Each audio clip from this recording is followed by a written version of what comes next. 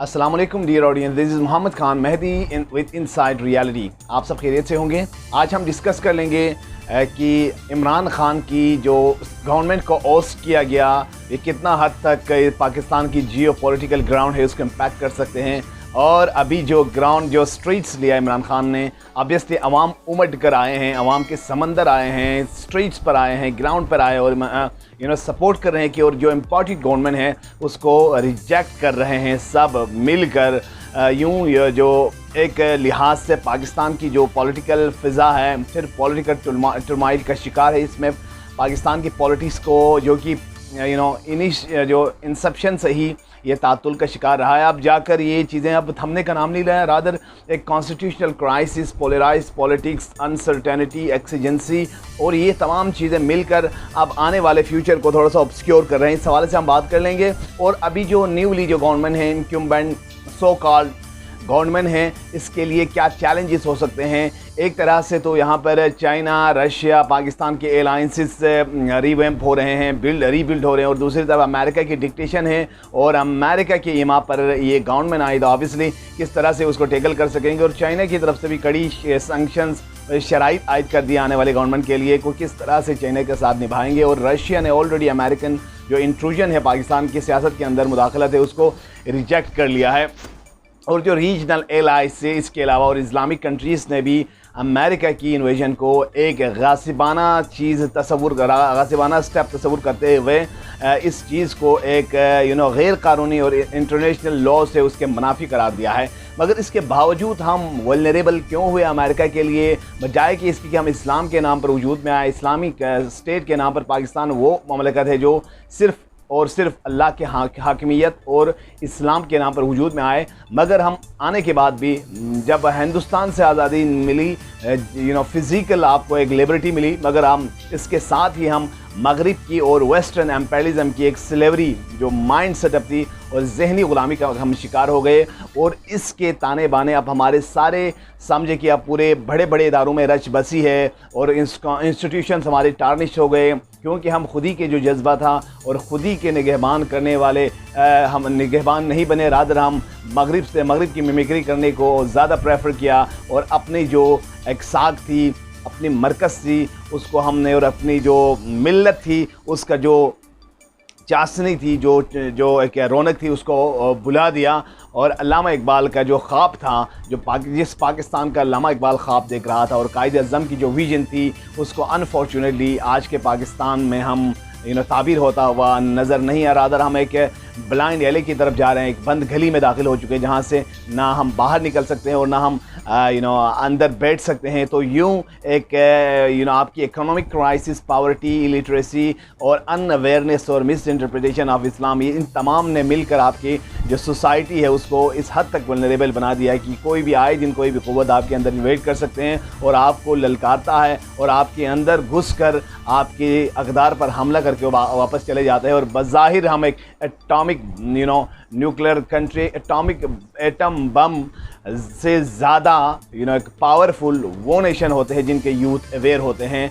हर जो develop nation जिनके youth जो अवेयर होते हैं, समझे उनका हर नौजवान एटम बम से ज़्यादा मौलिक होते किसी भी दुश्मन ममालिक के लिए। मगर यहाँ पर देखें तो ये एक हमें वो वाज़िह इंडिकेटर्स नज़र नहीं आते, एक वाज़िह इशारा नहीं आते जिसके तहत हमारे खारजा पॉलिसी हो, जिसके तहत हम अपनी खुद नेशनल इंटरेस्ट की बात कर लें।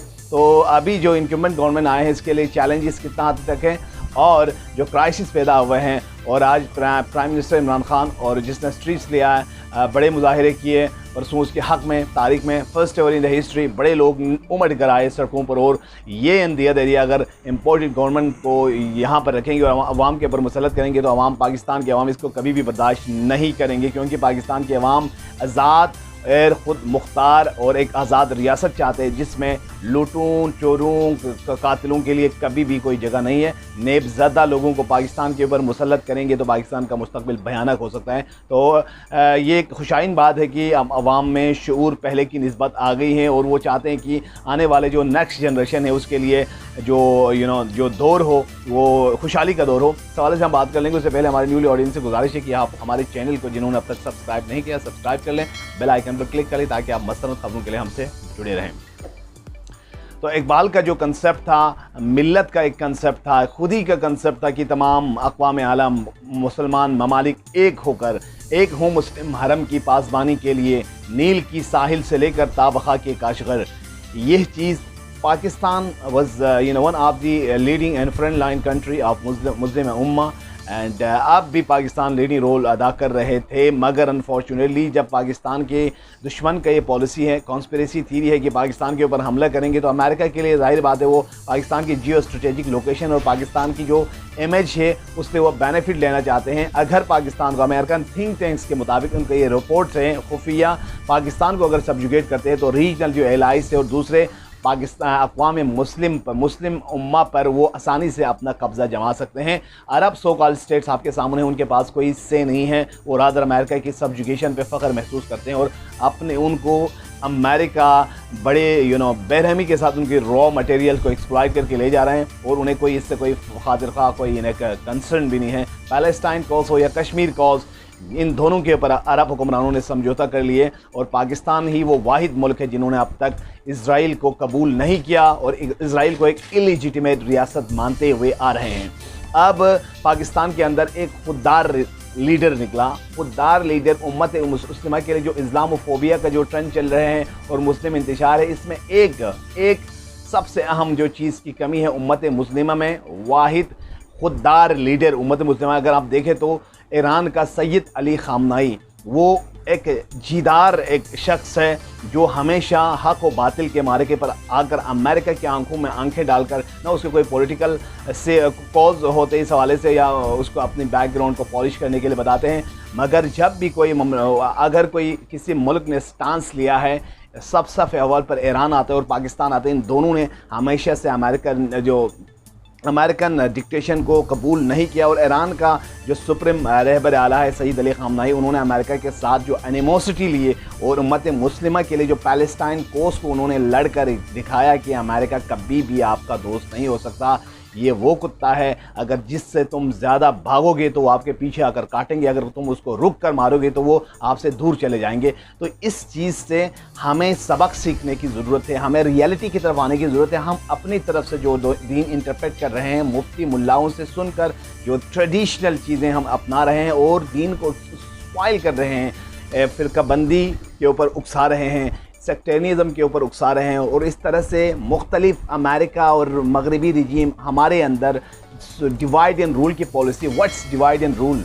डिवाइड एंड रूल का मतलब है आपके अंदर सेक्टेरियनिज़म का हवा दी जाए, आपके अंदर मुख्तलिफ पॉलिटिकल पार्टीज़ पपिट्स बना दिए जाए, अमेरिका की, रशिया की, फ्रांस की, मुख्तलिफ ममालिक की, आपके मुल्लाओं को यूज़ किया जाए, आपकी इकोनॉमी को बर्बाद किया जाए, आपके अक़दार पर हमला किया जाए और आपके साख को नुकसान पहुंचा दिया जाए, आपके जो अवेयरनेस है उसको बुलंद किया जाए। इस तरह से एक डिवीज़न का शिकार होता है। जब आप डेवलप कंट्रीज़ को देखते हैं तो आप एहसास कमतरी का शिकार होते हैं।